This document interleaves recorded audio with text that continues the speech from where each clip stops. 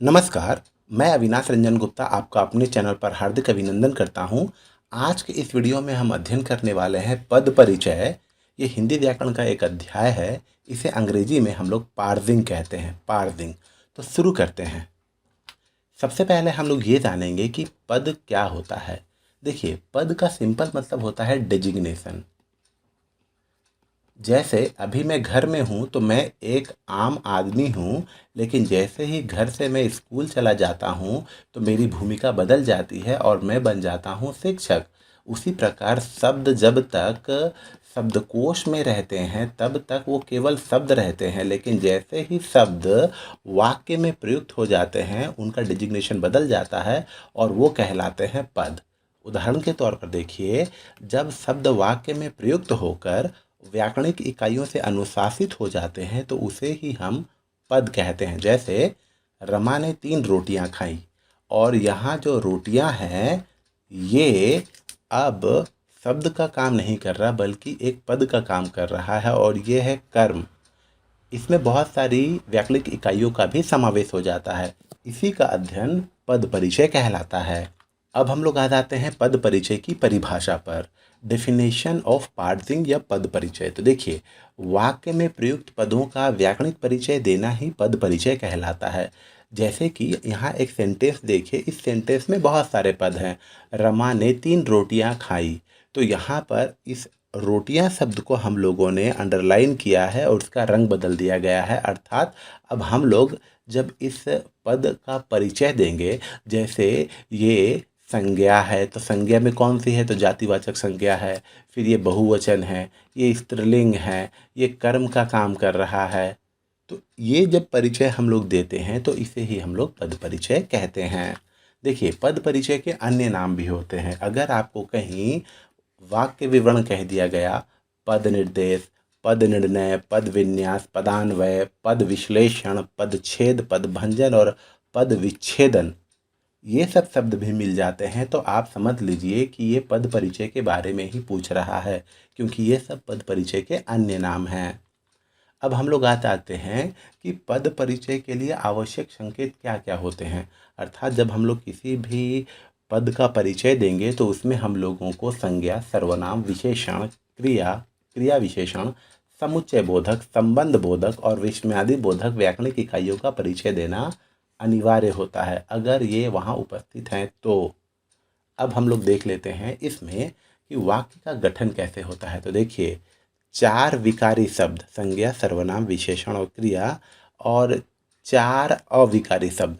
अविकारी अर्थात non changeable, जिसमें परिवर्तन नहीं होता वो अविकारी कहलाते हैं, और जिनमें परिवर्तन होता है वो विकारी कहलाते हैं।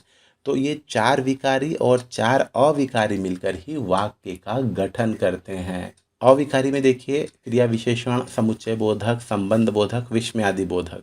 तो हम लोग सबसे पहले देख लेते हैं कि संज्ञा का परिचय देते समय हम लोगों को किन किन चीज़ों की जानकारी आवश्यक है।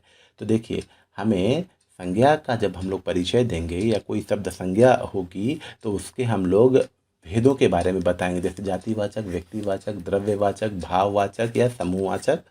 फिर उसका हम लोग लिंग, जेंडर, वचन, नंबर, कारक, केस तथा क्रिया के साथ उसका संबंध अगर है तो ये बताते हैं। उसी प्रकार हम लोग यहाँ आ जाते हैं सर्वनाम पर, जिसे अंग्रेजी में प्रोनाउन कहते हैं, और इसके 6 भेद हैं, जिसमें पुरुषवाचक, निश्चयवाचक, अनिश्चयवाचक, निजवाचक, संबंधवाचक और प्रश्नवाचक, ये बताएंगे। उसके बाद हम लोग उस सर्वनाम का पुरुष अर्थात फर्स्ट पर्सन है या सेकेंड पर्सन है या थर्ड पर्सन है, जेंडर, उसके बाद वचन अर्थात नंबर, एक वचन, बहुवचन, केस और क्रिया के साथ अगर संबंध है तो वो भी बताएंगे। उसके बाद हम लोग देख लेते हैं विशेषण पर, जिसे हम लोग अंग्रेजी में एडजेक्टिव कहते हैं। इसके 4 भेद हैं, गुणवाचक, परिमाणवाचक, संख्यावाचक और सार्वनामिक। और इसका भी हम लोग लिंग अर्थात जेंडर, वचन और विशेष्य, विशेष्य कहने का मतलब है संज्ञा या सर्वनाम जिसकी विशेषता बताई जा रही है, उसके बारे में बताते हैं। ठीक उसी प्रकार आ जाते हैं क्रिया पर, जिसे हम लोग अंग्रेजी में वर्ब कहते हैं, और इसका परिचय देते समय हमें विशेष ध्यान रखना पड़ता है कि वो इंट्रांजिटिव अर्थात अकर्मक है या ट्रांजिटिव सकर्मक है, या कॉजेटिव है प्रेरणार्थक, या कंपाउंड है, या नॉमिनल है। नॉमिनल है या पूर्वकालिक है या मिश्र है, किस प्रकार की क्रिया है वो। और फिर हम लोग क्रिया का लिंग, वचन, पुरुष, धातु। धातु कहने का मतलब हुआ क्रिया का मूल रूप। जैसे हम लोग यहाँ लिख रहे हैं पढ़, तो ये क्रिया का मूल रूप है। इसी से पढ़ा, पढ़ी, पढ़ेगा, पढ़ाई, पढ़ूंगा, पढ़ना, तरह तरह के शब्द बन रहे हैं। तो जो मूल शब्द था पढ़, यही है धातु रूप। उसके बाद हम लोग काल लिखेंगे कि क्रिया किस काल में हो रही है, अर्थात टेंस, भूतकाल, भविष्यकाल या वर्तमान काल। वाच्य कहने का मतलब हो गया वॉइस, कर्मवाच्य में है, कर्तवाच्य में है, अर्थात इसे हम लोग एक्टिव वॉइस और पैसिव वॉइस के रूप में भी देख सकते हैं। उसके बाद प्रयोग, कर्ता व कर्म का संकेत। अब हम लोग आ जाते हैं अविकारी, जो ये 4 पॉइंट्स है उस पर देख लेते हैं। क्रिया विशेषण का जब हम लोग परिचय देते हैं तो क्रिया विशेषण के 4 भेद होते हैं, जिसमें रीतिवाचक, स्थानवाचक, कालवाचक, परिमाणवाचक तथा उस क्रिया का उल्लेख जिसकी विशेषता बता रहा है। अर्थात हम लोगों को क्रिया का उल्लेख भी करना पड़ेगा। जैसे राम धीरे धीरे दौड़ता है, तो दौड़ने क्रिया की विशेषता क्या है कि वो धीरे धीरे दौड़ता है। अब हम लोग आ जाते हैं समुच्चय बोधक पर। ये देखिए, समुच्चय बोधक ये 2 प्रकार का होता है, समानाधिकरण और व्यधिकरण। समानाधिकरण में जो आते हैं जॉइनर्स, जैसे और, तथा, एवं, किंतु, परंतु। और व्यधिकरण में की, जो, जब, इस तरीके के जॉइनर्स आते हैं। जिन शब्दों, पदों, वाक्यों को मिला रहा है उसका उल्लेख भी हम लोग यहाँ करते हैं। अब हम लोग आ जाते हैं संबंध बोधक में। तो संबंध बोधक अव्यय कहने का मतलब हुआ जिससे संबंध है, उन संज्ञा या सर्वनामों का हम लोग वहाँ निर्देश देते हैं। विस्मयादि बोधक, तो हम लोग जानते हैं कि विस्मयादि बोधक का जो चिन्ह है वो इस तरीके का है और इससे किस भाव का प्रकटीकरण हो रहा है वो हम लोग यहाँ पर मेंशन करते हैं।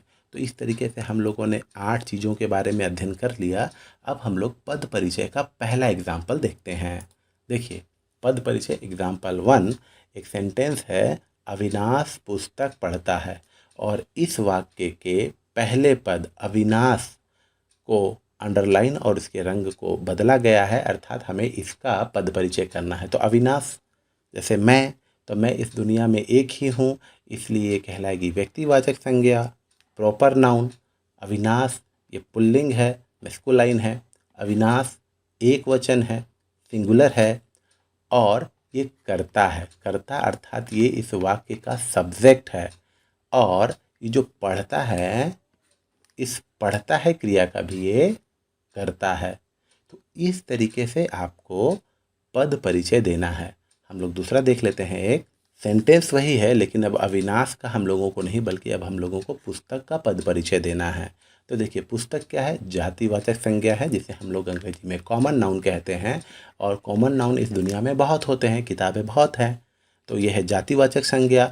पुस्तक जो है वो स्त्रीलिंग है, मेरी पुस्तक, उसकी पुस्तक, मोटी पुस्तक, पुरानी पुस्तक। तो ये स्त्रीलिंग है। पुस्तक है तो ये एक वचन है और ये कर्म कारक है। जैसे अविनाश पुस्तक पढ़ता है, अविनाश क्या पढ़ता है, पुस्तक, तो क्या का उत्तर मिल गया पुस्तक। तो ये हो गया कर्म और ये पढ़ता है क्रिया का कर्म है। अर्थात क्या पढ़ता है, तो पुस्तक पढ़ता है तो ये पढ़ता है क्रिया का कर्म है। इस तरीके से आपको पद परिचय देना है। और अब हम लोग आ जाते हैं उसी वाक्य के अंतिम पद पर जो है पढ़ता है, इसका पद परिचय देते हैं। तो देखिए, पढ़ता है ये सकर्मक क्रिया है। सकर्मक क्रिया अर्थात हम लोग इसे अंग्रेजी में कहते हैं ट्रांजिटिव वर्ब। और ट्रांजिटिव वर्ब कहने का मतलब है उस वाक्य में कर्म होगा। और जिस वाक्य में कर्म होता है उसी को ही हम लोग पैसिव वॉइस में अर्थात कर्मवाच्य में कन्वर्ट भी कर सकते हैं।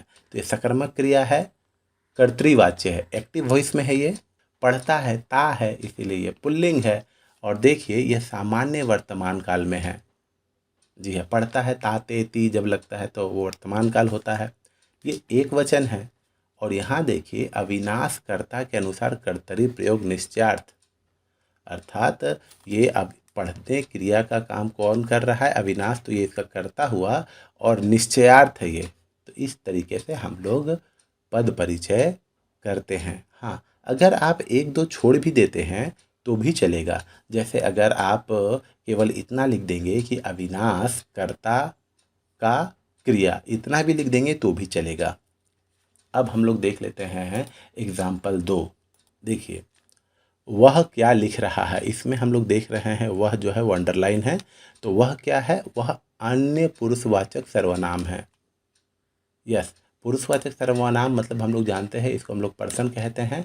फर्स्ट पर्सन में मैं और हम, सेकंड पर्सन में तू तुम आप, और थर्ड पर्सन में यह वह ये वे।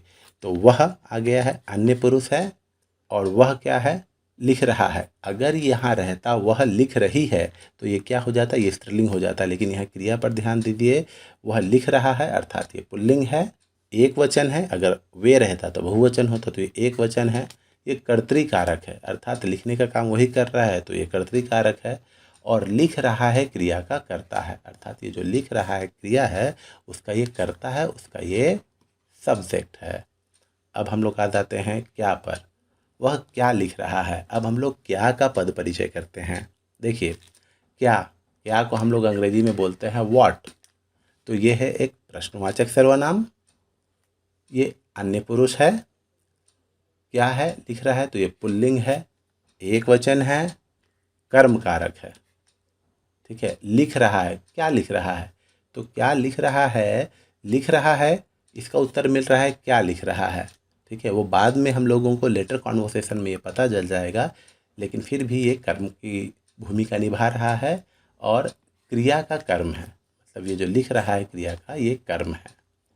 अब हम लोग फिर देखते हैं, लिख रहा है, इसका पद परिचय करेंगे। तो देखिए, लिख रहा है कर्मक क्रिया है, लिख रहा है, देखिए रहा है, हा है, इसलिए पुल्लिंग, एक वचन में तो है ये एक वचन।